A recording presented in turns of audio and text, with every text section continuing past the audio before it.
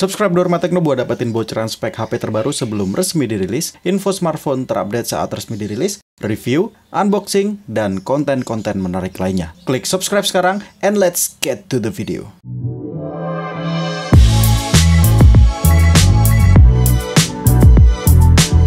Halo YouTube, nama gue Rip dan selamat datang kembali di Dorma Tekno Channel. So kali ini gue mau ngasih review sebuah earphone Bluetooth yang cukup recommended.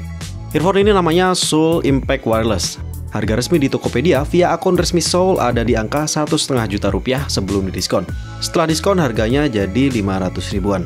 Nah, tapi saya dapat earphone ini dari akun resmi Soul via JDID di angka 252 ribu rupiah free ongkir saat event ulang tahun JDID lalu. Mantap gak tuh? Kapan lagi punya earphone jutaan harga 200 ribuan? Link pembelian saya taruh di deskripsi buat kalian yang kepo atau mau beli earphone ini nanti. Tapi sebelum kalian memutuskan untuk membeli, tonton video review ini sampai habis agar kalian punya gambaran seperti apa karakter earphone ini. Dari packaging, earphone ini punya kesan premium. Boxnya tebal dengan mekanisme buka tutup magnet. Bagian dalam boxnya juga didesain dengan cukup menarik. Di dalamnya ada kartu garansi, pouch, 3 pasang ear tips dengan ukuran berbeda dan clip-on, kabel micro USB, earphone-nya, dan yang terakhir ada kitab-kitab. Nampak sekilas earphone ini punya looks yang premium. Desainnya anti-mainstream dengan fitting yang pas di telinga dan punya ruang akustik yang cukup besar tanpa ventilasi di sekitarnya. Soal ukuran ear tips, saya putuskan untuk mengganti dengan ear tips yang paling kecil, nomor 2, karena saya kurang nyaman dengan ear tips yang terpasang. Ini karena ukuran lubang telinga saya yang memang agak kecil ya. Aksen chrome dengan logo S bikin earphone ini cukup eye-catching. Nggak tahu sih ini antara keren atau norak. Tapi kesan premium di earphone ini sedikit luntur saat dipegang. Terutama soal kabelnya yang berbentuk pipih ini. Bentuknya jadi agak kusut, nggak beraturan. Untuk pairing, earphone ini sama seperti earphone lainnya. Mudah dan di navigation bar kita bisa melihat persentase dari baterainya. Urusan ketahanan baterai, selama seminggu saya pakai, earphone ini rata-rata bertahan 8 jam dengan kondisi full charge. Chargingnya cukup lama, dari kondisi 10% butuh waktu sekitar 2 jam sampai full. Beralih ke sound quality, disclaimer dulu kalau saya bukan audiophile. Semua review yang saya katakan di dalam video ini murni subjektif berdasarkan telinga awam saya selama seminggu menggunakan earphone ini.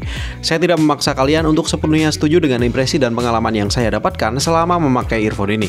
Intinya pengalaman menggunakan earphone ini bisa berbeda-beda tergantung siapa pemakainya.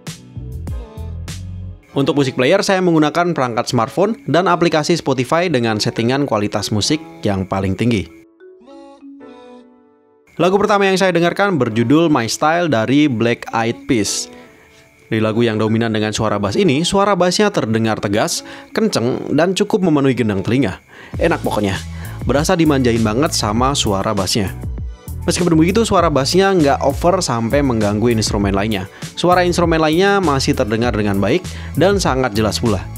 Suara vokal utamanya juga pas di tengah. Selingan vokal lainnya juga pas sesuai tempatnya. Jadi nggak ada kesan saling bertumbukan. Lagu kedua yang saya dengarkan adalah Stockholm Syndrome dari Muse. Lagu ini punya tempo yang cukup cepat dengan gebukan drum yang rapat. Impresi suara di earphone ini, wah anjir.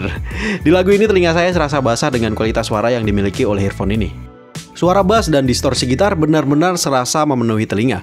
Ditambah lagi gebukan snare, tom, dan bass drum bikin kuping ini jadi semakin basah. Saat Dominic Howard menggebukan drumnya saat memasuki chorus, suaranya benar-benar tegas, nggak lebay dan nggak saling bertindihan. Suara treble di earphone ini cenderung pas yang cenderung ke lirih. Ini cocok untuk karakter suara yang saya suka, karena bikin kuping nggak cepat lelah saat memakainya dengan durasi yang cukup lama. Lanjut ke lagu terakhir. Nah, lagu ini berjudul Passion dari band idola saya zaman SMP. Lagu dengan vokal yang diiringi oleh genjrengan dan petikan gitar akustik ini jadi bukti kalau karakter earphone ini adalah warm, dimana lebih dominan di bass dan mid-range. Suara treble dari genjrengan gitar di lagu ini nyaman banget di telinga. Bahkan saat Slash membetot senar gitar akustiknya saat memainkan part solo gitar, suaranya keras, jelas, clean, namun tetap empuk di telinga. Suara cering dari gitarnya terdengar sedang dan nggak bikin ngilu di kuping. Kesimpulannya, earphone ini lebih cenderung punya suara warm, di mana lebih dominan di bass dan mid-range. Cocok digunakan untuk mendengarkan lagu-lagu berbagai genre, terutama buat kalian yang suka dengan bass. Lalu untuk kebutuhan streaming video dan gaming, earphone ini bisa ngasih akurasi yang oke dengan delay yang cukup minim. Mungkin bakal ada delay yang sedikit berarti di awal pairing, tapi setelah itu semuanya berjalan dengan lancar. Nah, semoga video ini bisa jadi gambaran buat kalian yang mau beli earphone Bluetooth yang recommended. Link pembelian saya taruh di deskripsi dan di kolom komentar ya. Cek aja, siapa tahu lagi diskon gede kayak kemarin. Anyway, sampai di sini dulu videonya. Jangan lupa dukung terus channel ini dengan cara subscribe dan follow akun Instagram kami di @dormatekno. Like kalau kalian suka video ini, silahkan dislike kalau kalian nggak suka. Tinggalkan pendapat kalian di kolom komentar dan mohon bantuannya untuk share ke media sosial kalian. Hari pamit dan kita akan ketemu lagi di video selanjutnya. Wassalamualaikum warahmatullahi wabarakatuh and bye-bye.